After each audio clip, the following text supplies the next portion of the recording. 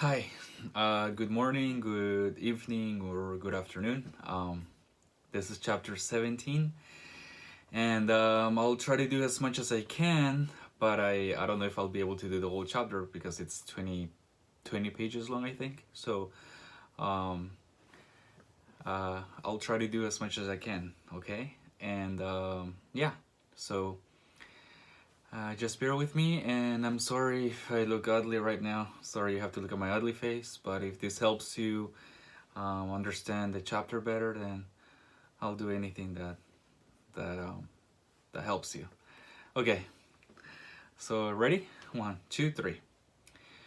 5 chokes on the next breath he takes. A bubble of blood spews from his mouth. His skin, no longer covered by a layer of steel, goes pale in a hurry. His remaining eye goes wide, and in that moment, before I watch it roll back in his head, I see fear there. Maybe Five thought he wanted this, but now, looking death in the face, he is scared.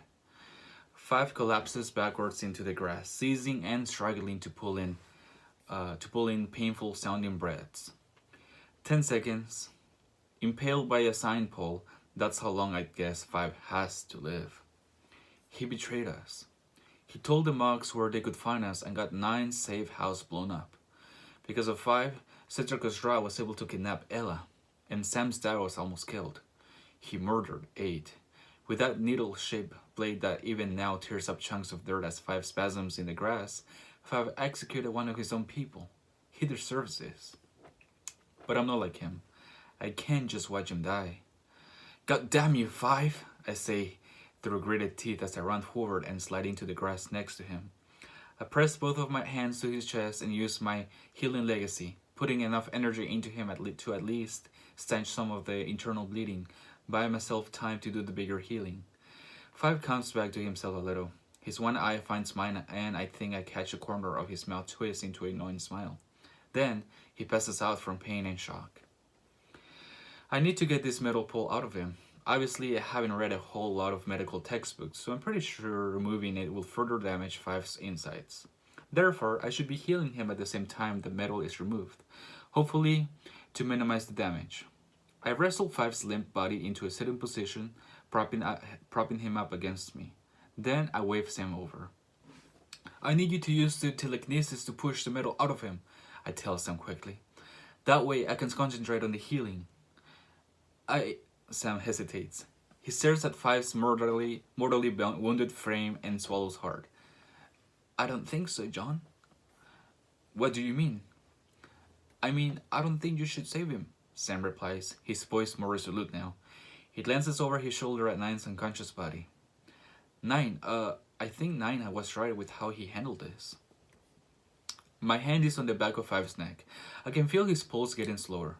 I stabilize him, but it won't last long. He's fading. I'm not sure it'll work if I try using my telekinesis at the same time as my healing. He's dying, Sam. I know. This has gone too far, I say. We're not killing each other anymore. Not anymore. Help me save him, Sam. No, Sam replies, shaking his head. He's too... Look, I'm not going to stop you. I know I couldn't even if I tried. But I'm not helping you. I'm not helping him.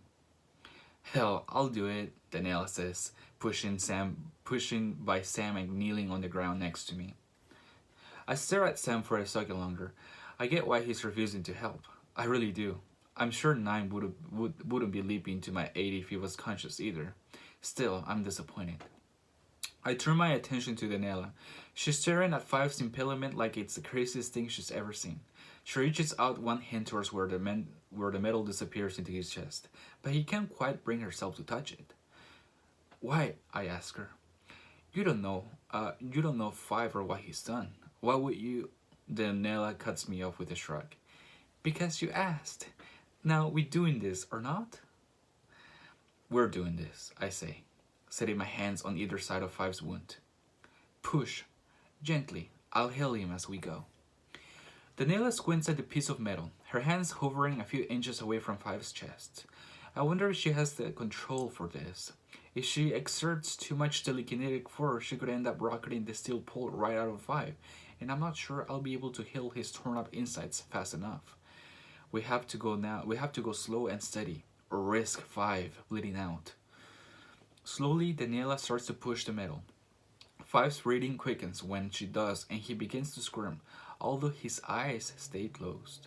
She keeps her focus and has better control than I anticipated.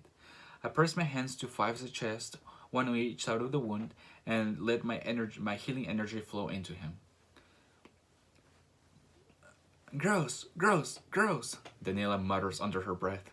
I keep sending I keep sending energy into Five, sensing his injuries many but also feeling my legacy thwarted by the metal still in his body. That's until I hear a wet thunk in the grass and realize Daniela successfully pushed the post out of Five. When that happens, I really amp things up, healing his lungs and spine. When I'm done, Five breathes easier. He's still unconscious and, for the last time I can remember, looks almost peaceful. Thanks to me, he's going to live. Now that the moment has passed, I am not sure how I feel about that. Damn, man, Daniela says. We should be surgeons or something. I hope we don't regret this, Sam says quietly. We won't, I say, glancing at Sam. I did this. He's my responsibility now. With that in mind, and considering he's still knocked out, I quickly undo the wrist-mounted blade from Five's forearm and toss it into the grass at Sam's feet. Sam picks it up, carefully examines the mechanism, and then hits the button to retract the blade. He tucks the weapon into the back of his jeans. I remind myself that even without his blade, Five isn't fully disarmed. I open up both of his hands, looking at the rubber ball and looking for the rubber ball and bar wearing that he carries around to trigger his externa. He isn't holding them, so I start patting him down. When they don't turn up in these buckets, I know there's only one place they can be. Cringing, I peel the back of the yellowed gaze pad that covers Five's ruined eye. Jump into the empty socket is the glinting ball bearing and its rubbery partner. I can't be comfortable to have those two things stuffed inside his head. This is the life I've saved. A guy who sees losing an eye has an opportunity for more efficient storage. I use my telekinesis to scoop the two spheres out of Five's eye socket and chuck them into the grass. He moans, but doesn't come to. That's nasty, Daniela says. No kidding, I reply. I look over at Agent Walker. She's been watching this whole scene in silence. I know she probably sided with Sam and thinks I should have let Five die. That's how I know I did the right thing. Get me something to tie him up with, I say to Walker. Having just watched me scoop out a hidden treasures from Five's eye cavity, it takes Walker a moment to react to my request. She reaches behind her, unclips her handcaps, and tosses them to me. I catch them and immediately toss them back. You know that's a terrible idea, right? He turns into whatever he touches, Walker. Go get me some rope or something. I'm an FAI agent, John. I don't carry rope with me. Check the boat, I say, shaking my head. I know that I'm giving her orders in front of the other agents. Walker sends Agent Murai jogging off to check if there's any rope on the coast guard boat. You're soft, Johnny. I turn around to see that Nine's regained consciousness. He's sitting up with his forearms raised against his knees, his head hunched a bit like it's still bothering him. He looks from me to Five and back, shaking his head. You know how hard it was to shove that signpost through him? Nine sighs. I walk over and crouch in front of him. You mad? Nine shrugs his burly shoulders, seeming oddly zen. Whatever, dude. I'll just kill him again later. I really wish I wouldn't. Nine rolls his eyes. Yeah. Alright, man. I get that you're against the death penalty and all of that shit. Did he beg you to save his life at least? I would have liked to have seen that. He didn't beg me, I tell Nine. In fact, I think he wanted to die. Sick, Nine replies. I didn't want to give him what he was after. I know we usually lose when the bad guys get their way, John. But, man, I think this one was a win-win. I disagree. Nine rolls his eyes, then looks towards Five. We can never trust him, though. You know that, right? I know that. And if it comes down to it, I'm not gonna hesitate to do it again. You wouldn't be able to stop me. You must still be concussed, I say to him with a smile, deflecting the bluster. I gesture to his chest and arms, still covered in scrapes and blaster burns, and his broken hand. You want me to finish healing all of that? 9 nods. Unless you only do work on murderers now, he replies. While I heal 9, Daniela comes over and introduces herself. She gets the usual Cheshire grin from the big idiot. We bring him up to speed on everything that happened while he was brawling across the city with 5. When I'm finished, 9 turns to look out at the water and the burning city beyond. We should have done better, he says quietly, shaking out his arms and legs, stretching his muscles. Should have gotten him when we had the chance. I know, I reply. It's all I've been thinking about. We'll have some more chances, 9 says. Then he claps his hands and turns to Agent Walker. So you're bringing us to Mexico or what, lady? Walker raises an eyebrow at 9. Just then, Agent Mariah returns, dragging back with his arms full of thick rope he must have freed from the boat. He hands it over to me and I proceed to tie up the still unconscious 5, binding his wrists and ankles as tightly as possible. The cuffs of his jeans hitch up as I'm yanking close the knots and I catch a glimpse of his scars. So similar to mine, identifying us as part of the same nearly extinct people. How did 5 ever get to this point? And what happens next? What are we gonna do with him? Sam asks, reading my mind. Prison, I respond, realizing that this is what I want only when I say it. Just because I saved his life, it doesn't mean there won't be justice. We need a padded room for him, one where he can't touch anything remotely hard. That can be arranged, Walker says. She makes this offer quickly. It makes me wonder if she and the government have already designed places like that for us. Prisons capable of holding us in spite of our legacies. Maybe that was something MockPro was working on. Arrange it after you figure out how to get us to Mexico, I tell her. We're not waiting any longer, Walker. What does that mean? It means that if the president or those generals or whoever the hell's in charge over there don't get us on the jet in the next 10 minutes, we're just gonna take one. Walker snorts at this. You can't fly a jet. Bet you somebody will volunteer when I start breaking faces, 9 says, stepping forward to back my play. Agent Murray unclips his own walkie-talkie from his belt and offers it to Walker. Just make the call, Karen, he sighs. Walker gives Murray an icy look and produces her own satellite phone and walks a few steps away from us. Despite our history, I'm pretty convinced that Walker really does want to help us. It's the rest of the government that isn't convinced we are a good bet to win this war. She's doing everything she can in the face of that. Our window to be of any help to 6, Sarah and the others is getting smaller and smaller, though. I can't stand around anyone hoping that these people will support us in our fight.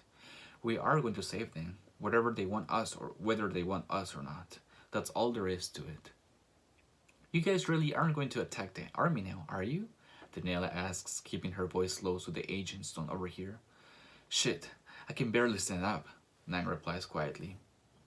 We do need to get down there, though, Sam says, and I know he's thinking about 6 as much as I'm thinking about Sarah. If she can't help us, what are we gonna do? 9 looks at me. You'd actually go through it, wouldn't you? Yeah, I say. If they won't help, we'll make them. We'll make them. Daniela whistles through her teeth. That's intense, man. I look over at Walker. She's keeping her voice quiet, but is making a lot of empathetic hand gestures. She knows what's at stake. Walker will come through. As I say this, I produce my own satellite phone. I should check in with Sarah and 6, see what they are at and make sure they aren't going to try to on taking Citricus Raw by themselves. Before I can hit the button to dial, there's a strange and loud whooshing sound from the water. We all turn in that direction just in time to see a large metallic cylinder fly out of the river. It soars high into the air, jets of water shooting off as it spins towards the nearby docks. The thing is big enough that when it lands, with a strike of crumpling metal, Bricks go exploding outwards from the impact. I see the captain of our commandery, Coast Guard boat go diving overboard into the water to avoid the flying debris. It's a submarine we saw in the harbor earlier. What? How is that possible? Sam exclaims. Something tossed the submarine right out of the water. We run towards the docks to check for survivors, although it doesn't look good. The back half of the vessel is crumpled in like a crushed aluminum can, and there are jagged trenches caught in the sub's side paneling. We can see right through the walls as we get closer. The ship definitely took on water. Loose wires from the fried electrical systems spit sparks as we approach. Careful, I say. Don't get too close. What the hell could have done this? Nan asks, his hands raised on his knees as he catches his breath. And if in answer, the captain of her boat screams. Has if in answer, the captain of her boat screams. 1 minute he's treading water and waiting for us to tell him it's all clear, and the next there's a dark shadow growing underneath him. He's sucked beneath the waves as a sharp cry and swallowed whole by the beast that slowly rises from the depths of the Hudson River. We all take a step back, then another. Then two of the agents break off into sprints in the opposite direction, horrified by the size of the creature before us. Water flows off the water's knobby skin, which is translucent to the point where I can see the black blood pumping through its power-sized veins. It is hairless, neckless, and hutched. Crooked fangs protrude from its lower jaw and make it impossible for the thing to fully close its mouth. A steady stream of yellowish drool spilling forth. Gills the size of a helicopter propellers spasm as the monster takes its first breath of air. It's all on fours. Its hind legs bowed. Its front legs more like a thick gorilla arms. And already it's almost as tall as the Statue of Liberty. The tough girl attitude drops pretty quickly from Daniela. She screams and Nine has to clap a hand over her mouth. I don't blame her. The monster is terrifying and I've fought plenty of the Mongolians, twisted creations before. Holy shit, Sam whispers. It's a freaking Tarrasque. My head whips around to Sam in disbelief. You've seen one of these before? No, I, he stammers. It's a D&D thing. Nerd, Nine mumbles as he slowly backpedals. Daniela shoves Nine's hand away, getting it together enough to glare at me. They didn't tell me they have freaking mogosaurs. Mogosaurs, I mean. Must have been what Citricus dropped in the water when the Anubis left this morning. One last gift for the decimated city of New York.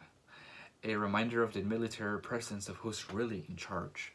I let my lumen curse over my hands. I'll have to generate a lot of fire if I want to make a mark on this beast.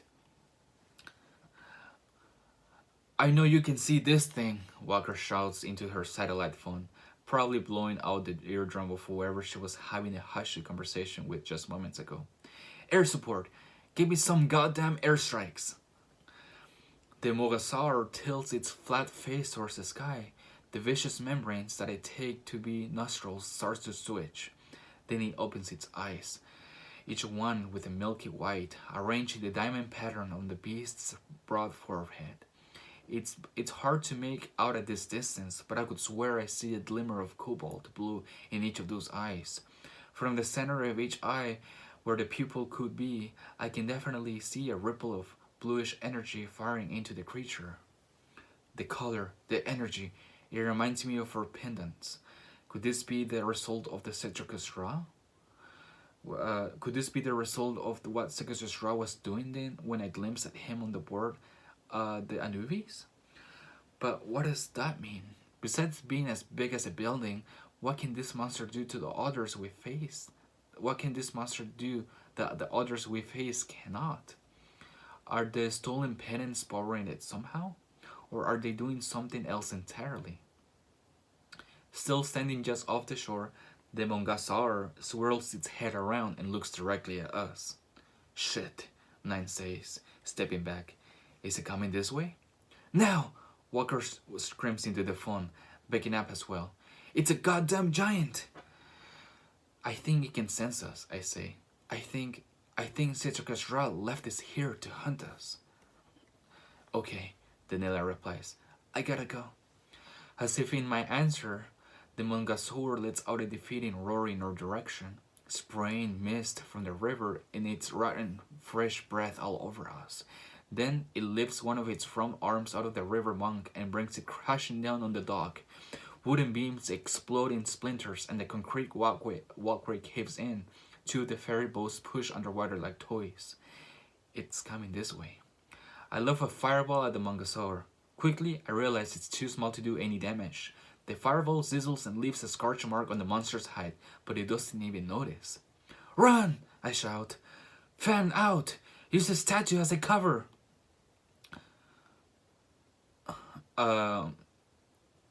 Nine, Daniela, Walker, and Mariah all run back towards the grass and the statue, but Sam stays rooted in place, even as the Mungasaur takes another blooming step towards us. Sam, come on! I shout, grabbing him by the arm. John, do you feel that? I stare at Sam. Both of his eyes are changed, filled out with a cracking energy. They look almost like two out of tune TVs, except the light Sam's eyes give off is a bright azure. Sam, what the Before I can finish my question, Sam spasms once and collapses. I manage to catch him and try to drag him backwards. Daniela and Nine see this happen and stop in their tracks. Johnny, what's wrong with him? Nine shouts. Grab him and run, Daniela adds. Boom! Another explosion behind us.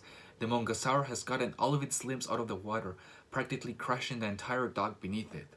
The submarine is still like a thorn in the palm of its front hand, and the beast is temporarily distracted trying to shake it loose. I don't know what's wrong with Sam, but I don't think the gargantuan brute behind us is the cause. His affliction is something else entirely. He passed out, I yell to Nine. I'm cut off as both Daniela and Nine go all herky-jerky, their eyes filling with the same blue light. They slump to the ground at the same time, collapsing on top of each other. No! And then it happens to me. A tentacle of vivid blue light rises up from the ground in front of me. For some reason, I'm not afraid. It's almost like I recognize this weird energy formation. I can sense that it runs deep into the earth, and I can also sense that if Agent Walker or the Mungasaur or someone without legacies was to look where I'm staring at right now, they'd see nothing but empty space. This is just for me. It's my connection to Lorraine. Faster than my eye can follow, the finger of light attaches to my forehead. Right now, I'm sure my eyes are spilling electric energy just like the others did before they passed out. I feel it happening and leaving my body. I recognize this sensation. It's exactly like when Ella pulled me into her vision. Ella? I say, although I'm pretty sure this word doesn't actually come out of my mouth. I'm pretty sure that my body is currently prone on the docks, not all that far away from the biggest monster I've ever seen in my life. Hi, John, Ella replies inside of my head. When she does, I can hear her saying other words as well, like she's holding down hundreds of conversations at once. I don't think to ask how this is possible. Ella's supposed to be thousands of miles away with Citrus Ra, or hopefully in the process of getting rescued by Six. She's not this powerful. Her powers don't work like this. I don't think any of that. I'm more focused on my physical body, not to mention Nine, Sam, and Daniela. Whatever Ella's doing to us, she couldn't have picked the worst possible time. What the hell is happening? You're going to get us killed. Any second, I expect to hear the crunch of my bones as the Mungasaur steps on me. It doesn't come. Instead, shapes begin to form in front of my eyes, blurry, indistinct forms, like a movie projector that's out of focus. Don't worry, Ella says, and again there's that echo of other voices. This will only take a second. Wow. Chapter 18. Well, that was the end of chapter 17. That actually was not as long as I thought it would be. Okay, well, I hope you enjoyed the chapter. Yeah, so hopefully, after you get off work tonight, you can call me if you want, and I can read you chapter 18 and continue with chapter 18 before I go to work. Okay, well, I hope you enjoy.